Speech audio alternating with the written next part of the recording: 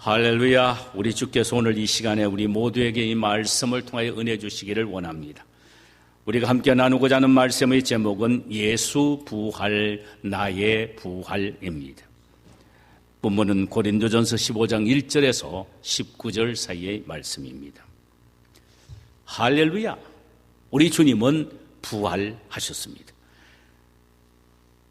그분은 십자가에 못 박혀 죽으신 지 3일 만에 무덤을 열고 다시 부활하신 것입니다. 기독교에 있어서 예수 그리스도의 부활은 전부입니다. 그런 거로 그리스도의 부활 신앙을 믿어야 하며 그리스도의 부활에 대한 신앙을 믿지 않는다면 그것은 진정한 기독교인이 아닐 것입니다. 고린도 교회는 사도 바울이 전한 부활 신앙 위에 세워졌고 든든하게 성장해 왔습니다.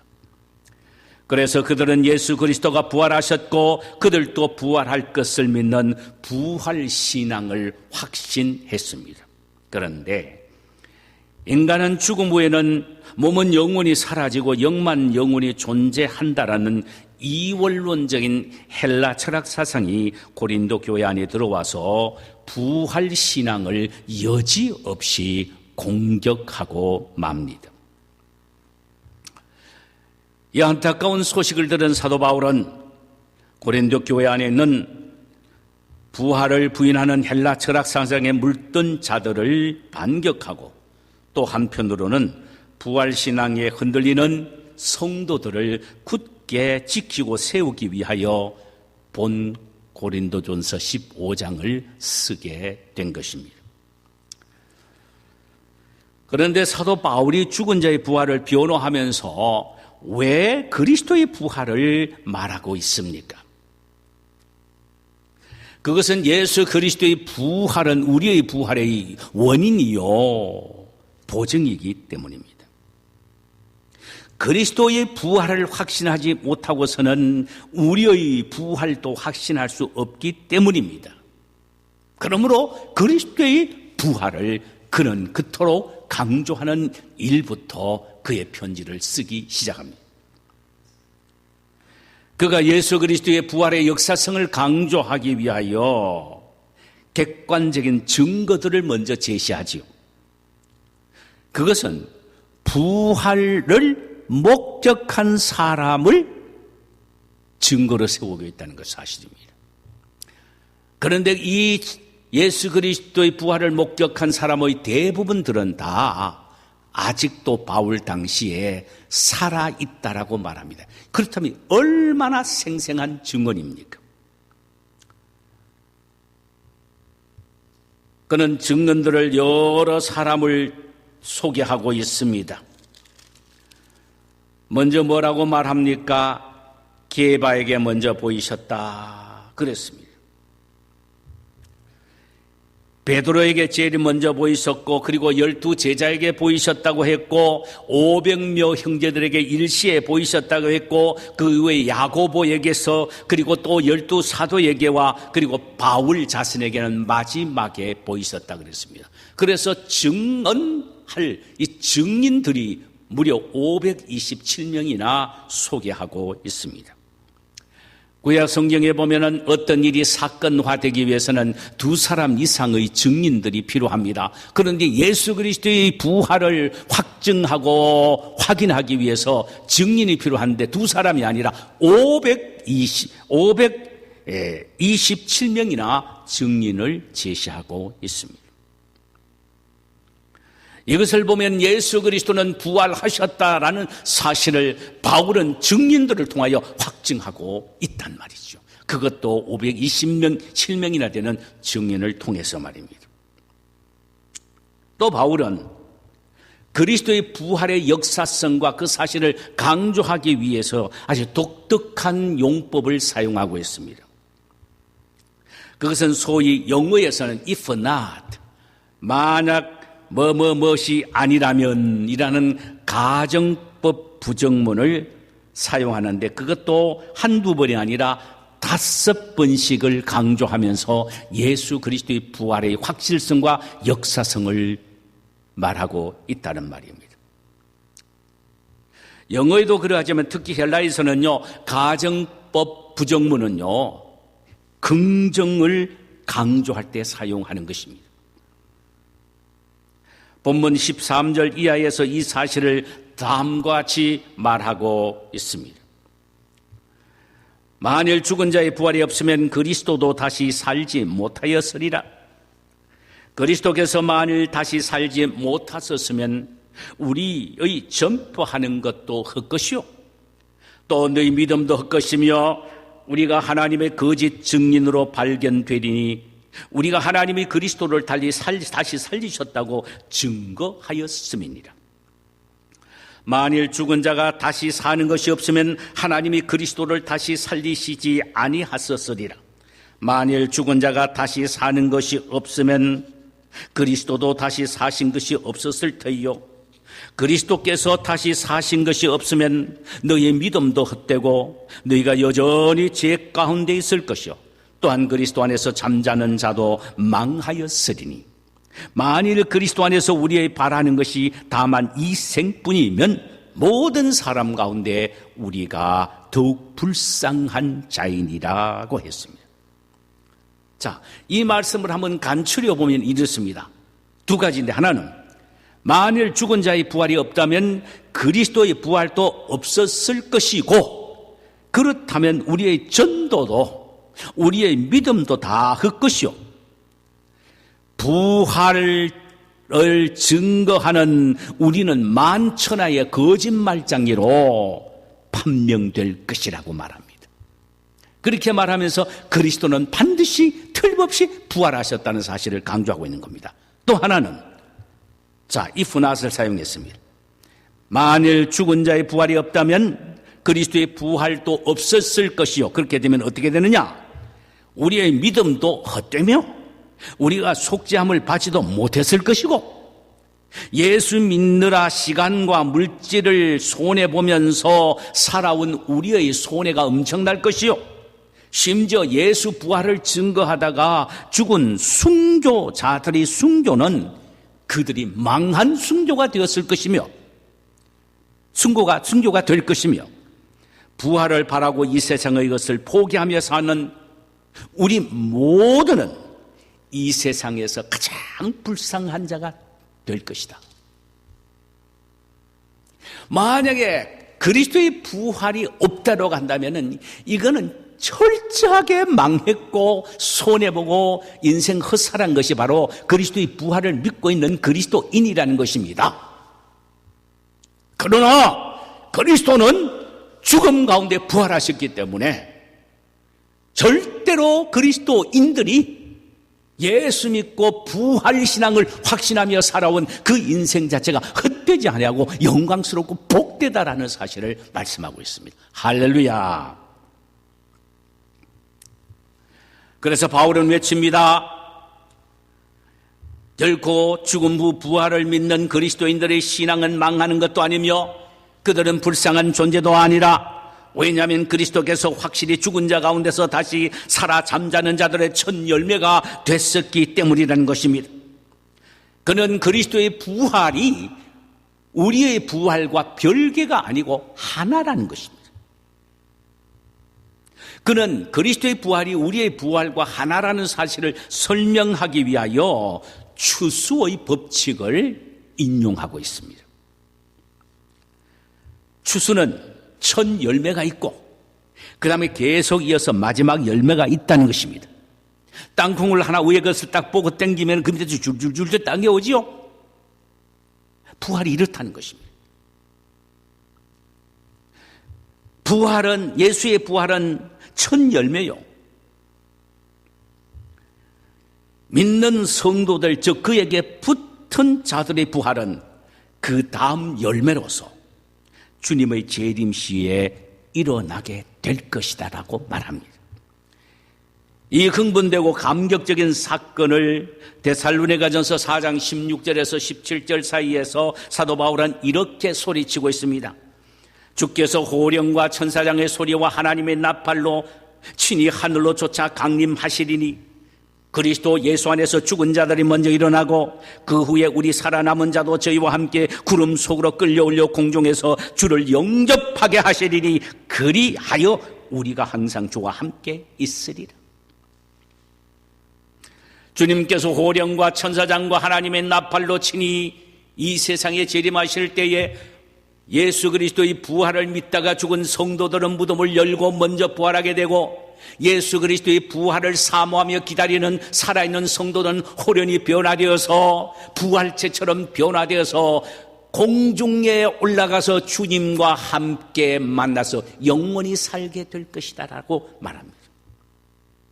이 얼마나 영광스럽고 흥분되는 일입니까? 생각만 해도 그렇지 않습니까? 여러분, 우리는 이런 영광스러운 부활의 소망을 바라보고 있기 때문에 이 세상의 어려움 속에서도 인내하며 살아갈 수가 있는 것입니다. 사도 바울은 이에 대하여 33절에서 이렇게 말하고 있습니다. 내가 범인처럼 에베소에서 맹수로 더불어 싸웠으면 내게 무슨 유익이 있느냐? 죽은 자가 다시 살지 못할 것이면 내일 죽을 터이니 오늘 먹고 마시자 하리라 그랬습니다.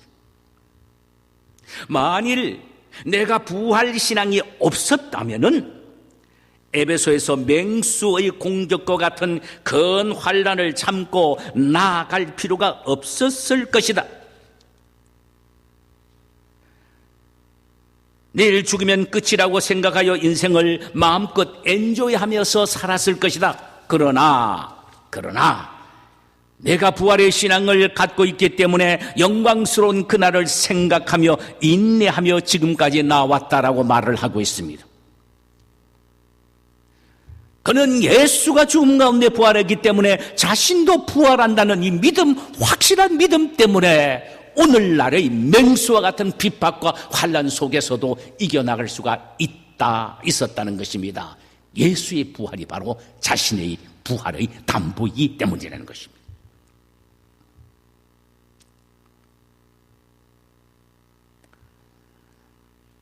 초대교회 성도들은 에베소의 원형 운동장에서 사자의 밥이 되어도 결코 기쁨으로 죽을 수 있었던 것은 죽어도 나는 다시 산다는 부활 신앙을 가지고 있기 때문이었다는 것입니다.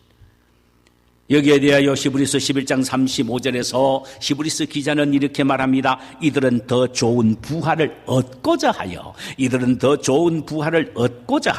악평을 받되 구차히 면하지 아니하였느니라. 더 영광스러운 부활을 바라보면서 기쁨으로 죽었다는 것입니다. 부활 신앙은 성도로 하여금 이렇게 대담하게 만드는 것입니다.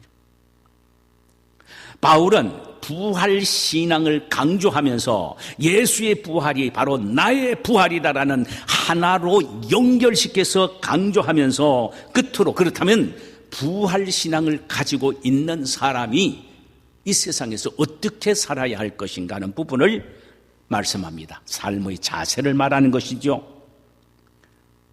두 가지를 말하고 있는 하나는 소극적인 삶의 자세요, 다른 하나는 적극적인 삶의 자세입니다. 소극적인 삶의 자세는 경계하면서 살아야 한다는 것입니다. 경계하면서. 33절에 보니까 속지 말라. 악한 동무들은 선한 행실을 더럽히나니 깨어 의를 행하고 죄를 짓지 말라. 부활이 없다고 말하는 자의 말에 속아 넘어가지 말라는 것입니다. 그들은 너희들로 하여금 이 세상을 멋대로 살도록 하기 위하여 미혹하고 있다는 것입니다. 그러니 너희들은 깨어서 의를 행하고 죄를 짓지 말라는 것입니다. 왜냐하면 부활 신앙을 가지고 있는 사람은 자기가 멋대로 살 수 없다라는 것입니다. 왜냐하면 우리 주님 예수님이 다시 오실 때에 부활한 몸으로 주님을 맞이할 수 있기 위해서는 깨끗하고 의롭고 정결한 신부처럼 살아야 한다는 것입니다. 정결한 신부처럼 삶을 살아가는 자세를 갖는 사람은 부활의 신앙을 갖는 사람에게만 가능하기 때문이라는 것입니다. 또 하나 적극적인 자세는 주의 일에 더욱 힘쓰는 자가 되라는 것입니다. 58절 그러므로 내 사랑하는 형제들아, 견고하여 흔들리지 말며 항상 주의 일에 더욱 힘쓰는 자들이 되라. 이는 너희 수고가 주 안에서 헛되지 않은 줄을 알미니라.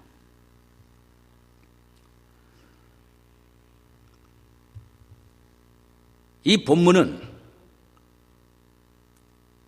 두 가지를 우리에게 말씀하고 있습니다. 부활신앙의 뿌리를 내리고 흔들리지 말아야 한다는 말입니다. 날마다 부활신앙을 묵상하고 확신하며 체험하며 그 부활의 능력을 누리면서 살아야 한다는 것입니다. 이것이 바로 우리가 적극적으로 삶을 살아가는 자세라는 것입니다. 한번 부활의 신앙에 대한 설교를 듣고 아멘 할렐루야 예수님 부활하셨으니까 나도 부활하게 된다라는 것으로 끝나는 것이 아니라는 것입니다. 매일 날마다 부활 신앙을 묵상하며 확신하며 그럴 때 부활의 능력을 체험하게 되고 이런 능력을 체험하면서 살아야 한다는 것입니다. 이것이 바로 적극적인 삶의 자세입니다. 그러기 위해서는 신앙생활, 즉 부활신앙의 뿌리를 내리고 흔들리지 말아야 한다는 것입니다. 여러분, 아무리 좋은 흙에 씨가 뿌려졌다 하더라도 한번 꽃이 피고 잎이 나고 잎이 생기고 그 다음에 꽃이 피고 자란다 하더라도 계속 비료를 주고 영양분을 섭취하도록 해주지 않으면 오래 못 갑니다. 시들시들 해버리고 말아요. 이 꽃이 아무리 예뻐 보여도요, 물을 자꾸 줘야 합니다. 때로는 영양분을 줘야 됩니다. 그래야 아름다워지는 거예요. 꼽아만 놓는다고 해서 다 되는 게 아닙니다. 이처럼 부활신앙에 깊이 뿌리를 내리고 있다면 부활신앙을 더욱더 뜨겁게 확신하며 경험하며 누리며 엔조이하며 살 수 있게 해서는 영적 은혜를 계속 공급받아야 됩니다. 그러기 위해서는 예수 그리스도의 부활에 대한 묵상이 필요하고 부활신앙에 대한 확신이 필요하고 날로 말씀을 통하여 우리의 가슴속에 부활의 신앙을 살찌울 필요가 있다는 것입니다.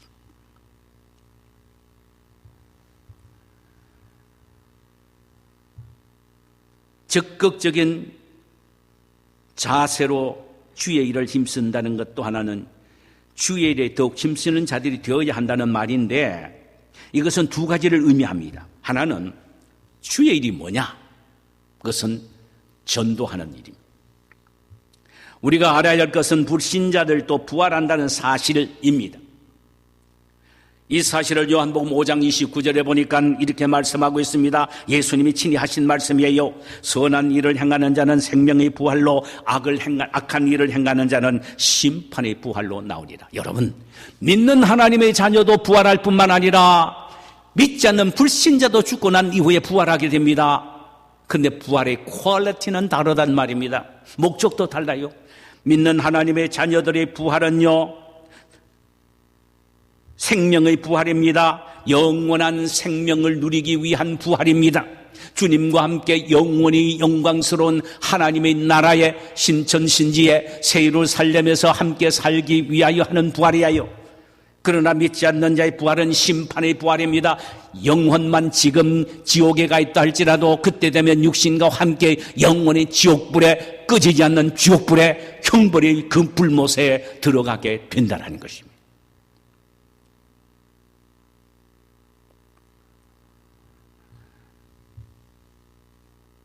여러분, 우리가 영생의 부활을 바라고 살아간다면 그 삶이 얼마나 멋있습니까? 얼마나 아름답습니까?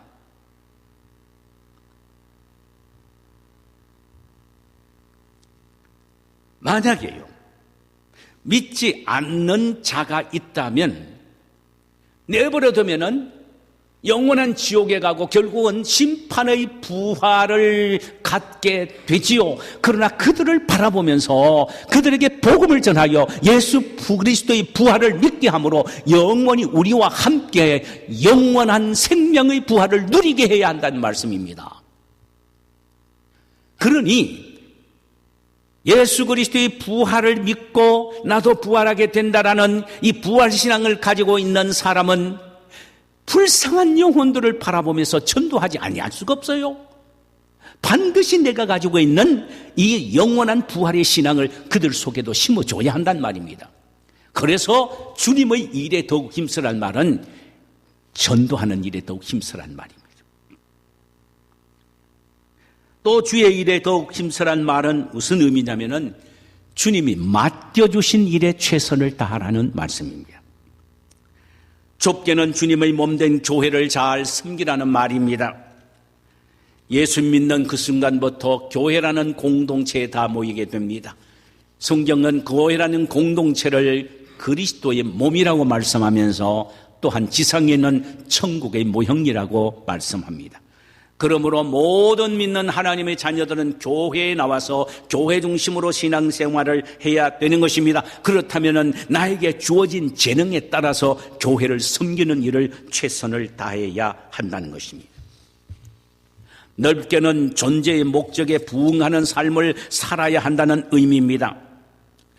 즉 하나님이 이 역사의 지평 위에 나를 존재케 하는 목적이 있음을 알고 자신의 삶 전 영역에서 하는 모든 일들이 다 하나님이 나에게 맡겨주신 하나님의 일로 받아들이고 그 일을 최선을 다하여 하나님의 나라를 확장하고 이 세상의 사람들에게 참 아름다운 빛과 소금의 영향력을 끼치는 일입니다.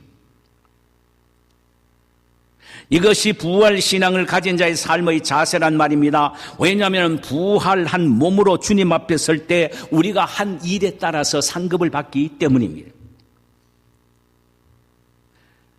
주님의 부활주일을 맞이한 이 수요 예배, 혹시 예수님의 부활을 확신하지 못하는 분이 계십니까? 예수님은 죽으시고 부활하셨습니다. 이 진리를 마음속에 받아들이시기를 바랍니다. 그리고 나도 죽는다 하더라도 예수처럼 부활한다는 이 확실한 믿음을 놓치지 말고 마음속 깊이 새기며 이 부활신앙을 날로 성장시키고 강하게 만들고 엔조이하며 누리며 즐길 수 있어야 한다는 말씀입니다. 부활신앙을 소유하고 있는 성도들이 어떤 자세로 삶을 살아야 할 것인가? 어떤 미혹이 와도 견고하여 흔들리지 말아야 합니다. 그리고 힘써 전도하고 열심히 교회를 섬기며 나아가서 자신의 삶의 전 영역에서 맞이하는 모든 일들을 하나님이 나에게 주신, 맡겨주신 하나님의 일처럼 생각하여 충성스럽게 선한 열매를 끼치며 살아야 할 것입니다. 이것이 부활신앙을 소유한 성도들의 삶의 자세입니다. 내 사랑하는 형제들아, 견고하며 흔들리지 말며 항상 주의 일에 더욱 힘쓰는 자들이 되라. 이는 너희 수고가 주 안에서 헛되지 아니할 줄을 알미니라. 할렐루야. 우리 찬송 한 장 부르십시다. 171장을 부르실까요?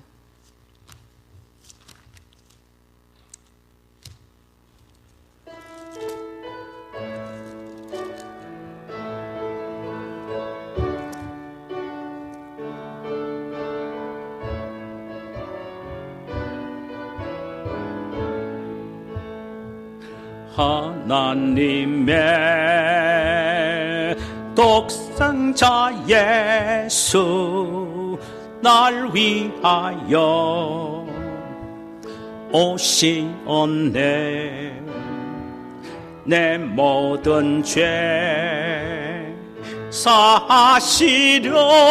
사시려고 십자가 지셨으나 다시 사셨네.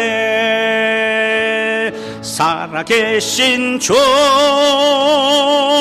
나의 참된 소망 두려움이 사라지네. 사랑의 주 내 갈 길 인도하니 내 모든 삶의 기쁨 늘 충만하네. 주 안에서 거듭난 우리 기뻐하며 찬양하리. 가슴 속에 넘치는 확신, 우리에게 여는 기대 소망 넘치네. 할렐루야. 살아계신 주 나의 참된 소망, 두려움이 사라지네. 사랑의 주내 갈 길 인도하니 내 모든 삶의 기쁨 늘 충만하네. 선한 싸움 다 마친 후에 우리 주님 배오리란. 사망 관세 다 물리치고 주님이 다스리시니 영광 넘치네. 살아계신 주 나의 참된 소망, 두려움이 사라지네. 사랑의 주 내 갈 길 인도하니 내 모든 삶의 기쁨 늘 충만하네. 살아계신 주, 살아계신 주 나의 참된 소망, 두려움이 사라지네. 사랑의 주 내 갈 길 인도하니 내 모든 삶의 기쁨 늘 충만하네.